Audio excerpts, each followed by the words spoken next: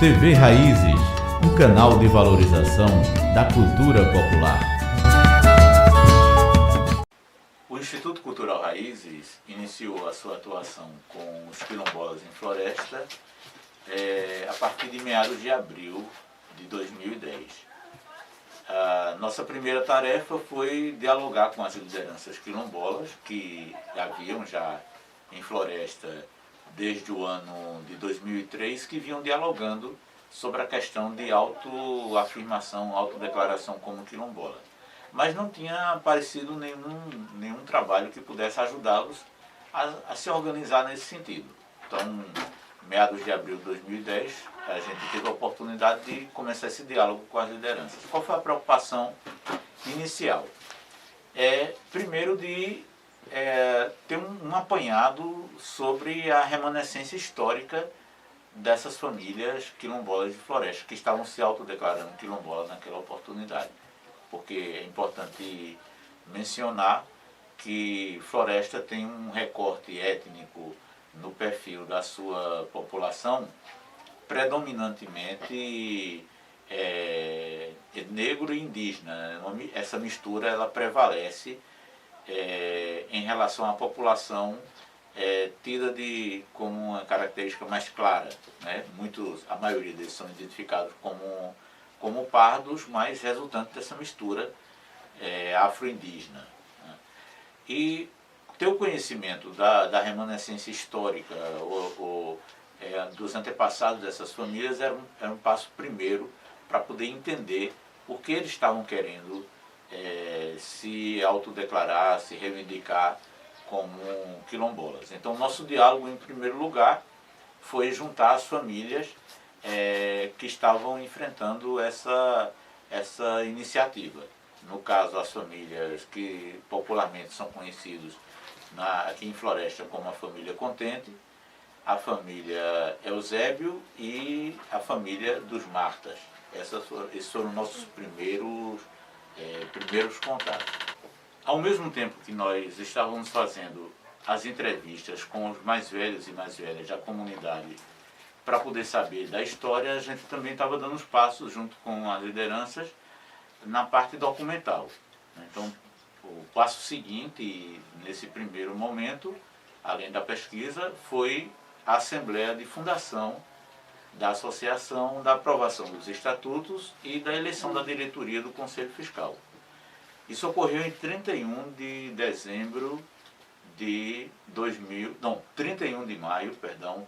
maio de 2010.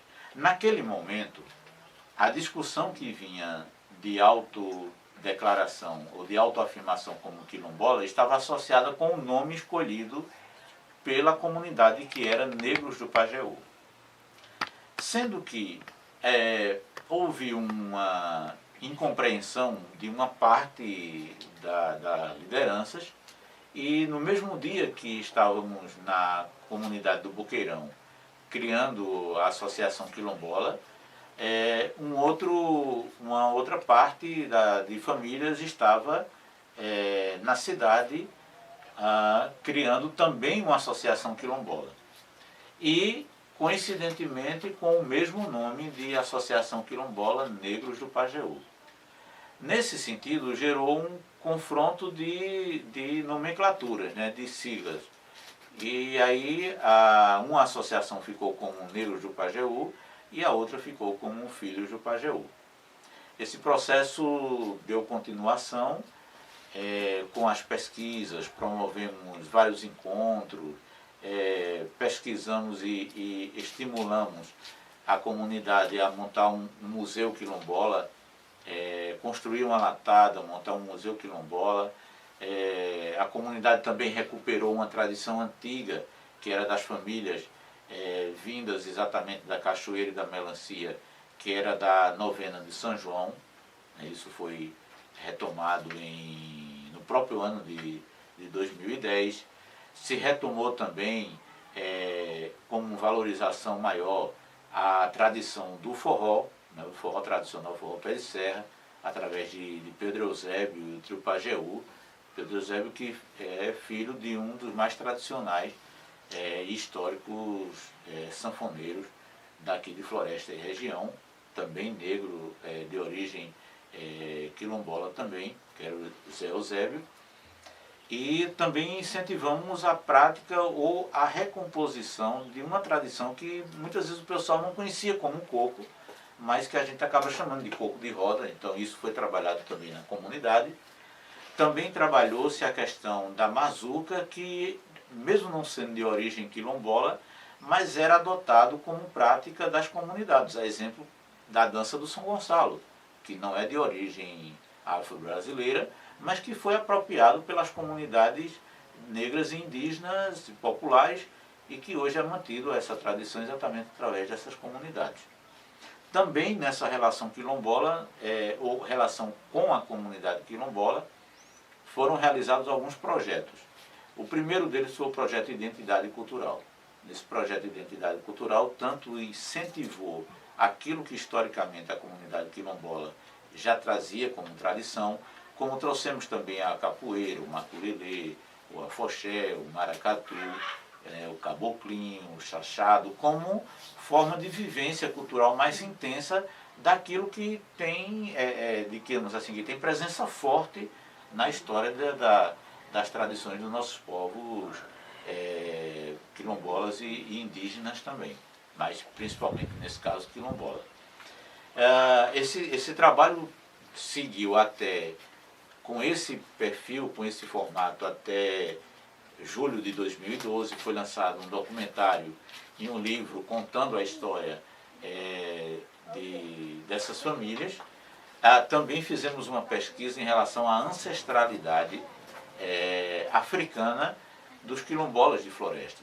Uma pesquisa que nos remete diretamente à região da África Central, né, mas propriamente do povo ambundo, que utiliza, ou que fala a língua do quimbundo, que compõem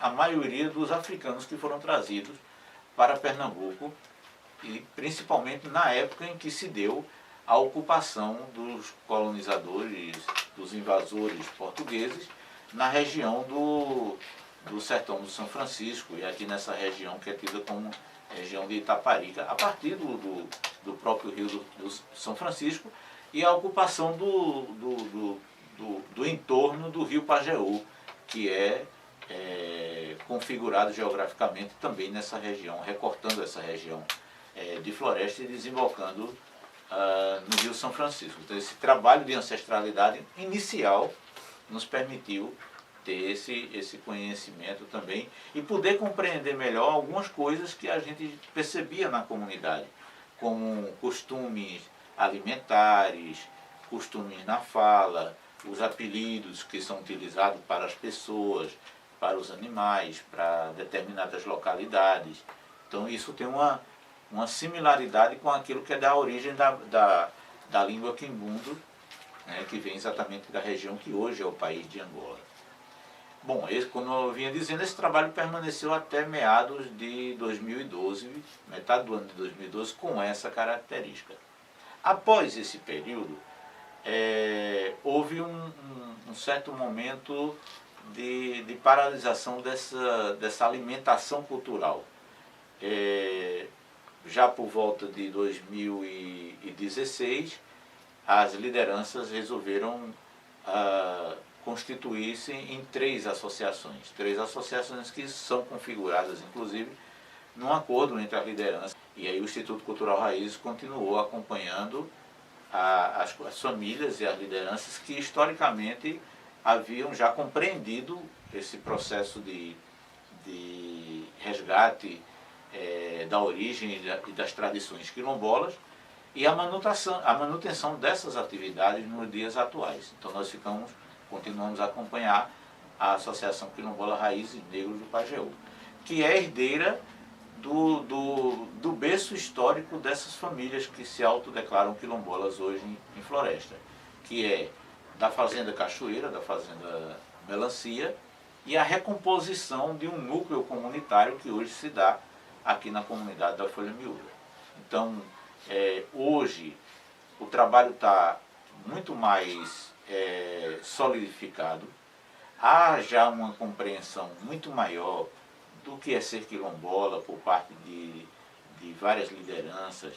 Há uma retomada das vivências de terreiro, vinculado com o processo histórico do culto à Jurema, dos valores da reza, dos valores das plantas medicinais, dos valores dos costumes e das tradições, que eram referências dos familiares que estão hoje, dos seus avós, seus pais, avós, bisavós. Então, hoje o trabalho está muito mais fortalecido, com muito mais firmeza naquilo que as lideranças quilombolas estão querendo e dando um salto de qualidade maior, aprofundando mais o processo de pesquisa da ancestralidade africana e aprofundando mais também o processo de pesquisa em relação às tradições dos mais velhos e das mais velhas da comunidade. Então, nós podemos dizer hoje que esse salto de qualidade que se deu de compreensão e da prática quilombola hoje, passado inicialmente quase 13 anos, desde o início em meados de abril de 2010, que hoje a Associação Quilombola Raiz Negro do Pajeú representa essa referência mais forte do que é ser quilombola e do que é as raízes quilombolas de um povo aqui no município de Floresta e região. Vale a pena também ressaltar que o que hoje está se recompondo na comunidade, a gente fala Associação Quilombola porque ela representa hoje basicamente 3 comunidades, com mais força em 2. Ela hoje representa a Associação Quilombola Raiz Negro do Pajeú, representa as origens dos quilombolas na Fazenda Cachoeira, na Fazenda Melancia e, como eu falei, aqui na Fazenda Folha Miúda também. Sendo que a Fazenda Melancia é a sede 1 da associação e a Folha Miúda a sede 2 da associação. Em ambas está sendo constituído um pequeno museu quilombola, né? E ao mesmo tempo estamos estimulando e está tendo uma aceitação muito forte das lideranças da comunidade, que é de reviver vários aspectos que caracterizavam essa vida em comunidade. Evidentemente que é importante compreender que, por conta de todo um processo de ter que buscar sobrevivência, o acesso à escola, o acesso a um curso técnico, o acesso à faculdade, levou a maior parte dessas famílias a se localizarem na cidade. Então, distribuído por vários bairros da periferia de Floresta, nós temos remanescentes dessas famílias que constituem os seus núcleos familiares, mas que, por conta dessa necessidade de sobrevivência, de estudo e de uma melhor profissionalização, acabam morando na cidade, também por não ter alternativa de sobrevivência na zona rural, né, de produção, de moradia, de estudo e outras coisas mais que compõem necessidades básicas para uma família se manter na zona rural. Mesmo assim, as pessoas que estão localizadas na cidade se encontram ou na cidade ou nas comunidades rurais para também vivenciarem essas tradições.